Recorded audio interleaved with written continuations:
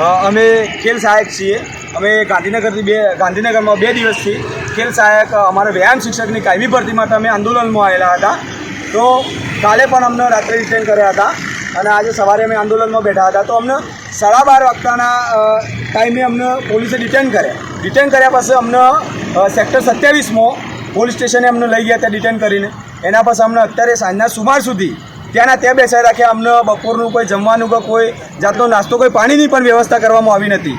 તો એના પછી અમને અત્યારે સાંજના સમયે 7 વાગ્યાના સમયે 7:30ના સમયે અમને અહીંયા વચ્ચે ત્યાંથી વાનમાં બેસાડે અમને એમ કહેવામાં આવ્યું કે રામકથા મેદાનમાં અમે જે જગ્યાએથી તમને લીધેલા છે એ જગ્યાએ તમને મૂકવામાં આવશે।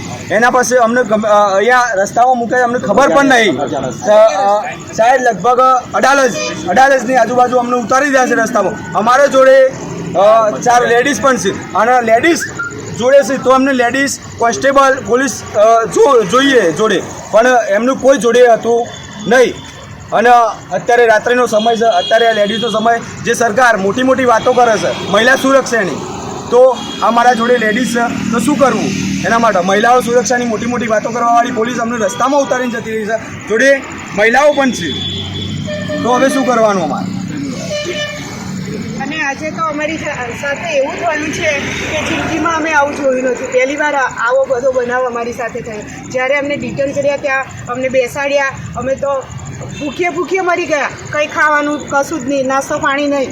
પછી અમને જ્યારે હમણાં 7:30 પછી ત્યાંથી અમને પોલીસના ડબ્બામાં બેસાડ્યા। એમાં બધા જેન્ટ્સ પોલીસ હતા, અમારા ભાઈઓ સાથે જેન્ટ્સ પોલીસ અને અમે 4 બહેનો હતી। અમારી સાથે કોઈ લેડીઝ પોલીસ હતી નહીં। સરકાર શું આ બધી વાતો કરે છે? જ્યારે મહિલા દિવસ ઉજવણી કરે છે તો મહિલા સુરક્ષાની મોટી વાતો કરે છે, તો અહીંયા તો અમારે કંઈ મહિલા સુરક્ષાનું તો હતું જ નહીં। તો અમને ડિટેન કરવાની જરૂર શું હતી? એમની જો કોન્સ્ટેબલ લેડીઝ ના આવી શકે અમારી જોડે તો અમને ડિટેન કરવાની જરૂર શું હતી? અને આ અમને જે જગ્યાએ છોડ્યા છે એ જગ્યા અમને ખબર જ નથી। જો આ ગાંડા બાવળા દેખાય છે, આ બધી બાજુ ગાંડા બાવળા છે। હવે આ અમારો એવો અજાણ્યો વિસ્તાર છે, અમને જ નથી ખબર, ગોળ અમને ફેરવી દીધા છે। હવે અમે ક્યાં જશું?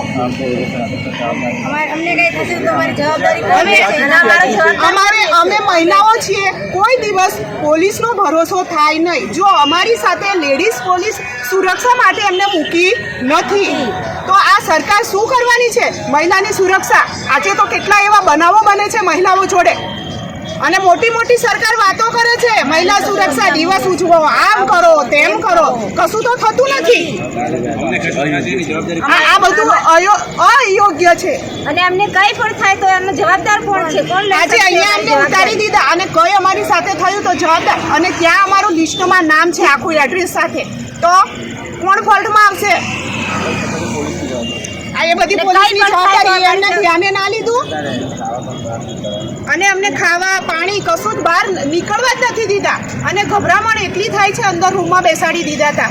અને આ અમારી બેનને દવા ગોળી ખાય છે, આ બેન દવા ગોળી ખાય છે। જુઓ બધા, આ બેનને ટાઈમ થઈ ગયો છે 6 વાગ્યે ગોળી ખાવાનો, પણ આ બેન હજુ અમારી સાથે અમે આજીજી કરી હતી કે આ બેનને ગોળી ખાવાની છે જમ્યા પછી।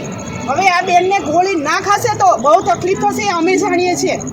કાલે અમે એની સાથે હતા, સાંભળો, હવે એને શું થશે અમને ખબર છે। રાત્રે શું થયેલું અમે એમને હાચવીને રાખ્યા હતા। હવે આ બેન અને અમે બધા છૂટા થઈ જવાના છીએ। હવે આ બેન એમના સાથીદાર બેન હતા એ છૂટા થઈ ગયા અને એમને ડિટેન કરી લીધા છે। હવે આ બેન ને એક યાદ હશે, અમે બધા અલગ છીએ, તો આ બેનનું શું થશે? મારું શું થશે? મને કોણ મૂકવા આવશે ત્યાં? પતિ કાયશ્રી મેં તો જોયું નથી કાંઈ, પૈસા નથી, શું કરવાનું અમારે?